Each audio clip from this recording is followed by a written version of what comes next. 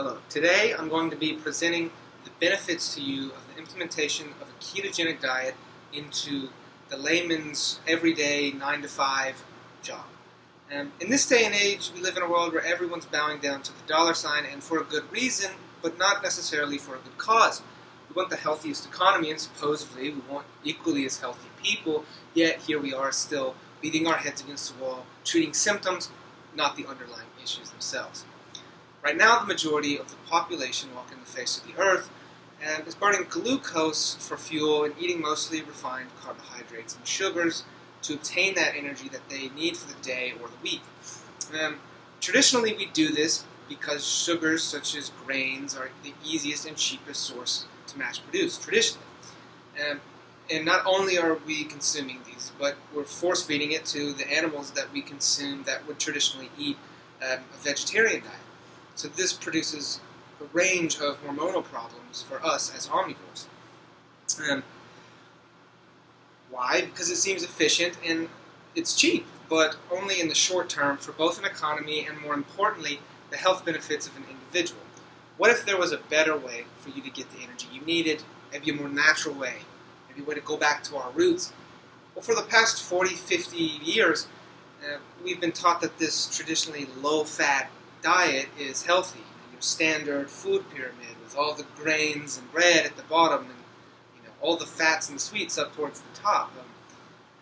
So a healthy lifestyle needs better dietary explanation, I think. And while our society has moved away from saturated fats and animals and hydrogenated oils and all of these super high inflammatory foods, we've merely traded them for even more high inflammatory foods like vegetable oils and even more refined sugars. We've just given them different names. Now, the ketogenic lifestyle allows your body to burn fat molecules as its primary source of energy for ATP, just as other hunter-gatherer ancestors were evolved for. Given that, you follow this ratio of roughly 70-80 of your calories coming in from fat, moderate to low protein, and even lower levels of carbohydrates initially, you'll see a great expenditure in energy aerobic capacity. You see this in many other mammals like lions, seals, anything that you get closer to the poles with where it's a bit more cold. Making fat, a very viable source of fuel. And for the average person with a 9-to-5 job who's not out on the plains hunting animals all day, those carbohydrates and refined sugars do a bit more harm when not used.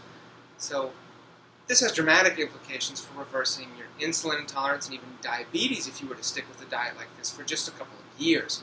As one becomes more, quote, fat adapted over time with the use of a ketogenic diet, this becomes very favorable to everyday low aerobic capacity work, sitting at your computer, going for a jog or a run, giving you a baseline even level of blood sugar and no insulin spikes so that you're not hangry, you're not losing sleep. And most people will tell you that their body needs sugar and carbohydrates to operate. And while that is true for some functions in your body can actually convert protein into the sugars it needs through a process called gluconeogenesis. So in the event that you take in too much glucose, your body burns what it can, but the rest must be captured by insulin and stored then as fat, not only spiking your blood sugar and messing with your energy levels, but further storing visceral fat on your body where you don't want it. Lucky for us, this defense mechanism keeps us from spiking our blood sugar to the point of death. Over time, this can lead to insulin resistance, when the pancreas gives up its efforts to secrete insulin because your body becomes intolerant to this hormone. This can lead to type 2 diabetes and possibly even passing on the gene of type 1 diabetes to the offspring. According to the American Diabetes Association, roughly 30 million Americans had type 2 diabetes in 2012, and I can't imagine that number hasn't greatly grown since then. So what if you took sugars and carbohydrates out of your diet completely for a few days and your body, sure, would be confused and not getting enough sugar to perform tasks it used to. However, with only a few short days, your body would switch into fat-burning mode. You would see a dramatic reduction in visceral fat over time, in contrast to a more traditionally low-fat diet with calorie reduction. When the body burns fat to produce ketone bodies, three particular chemicals that give us energy, unlike sugar, these ketone bodies are easily released by oxygen. This makes it an extremely efficient source of energy over glucose.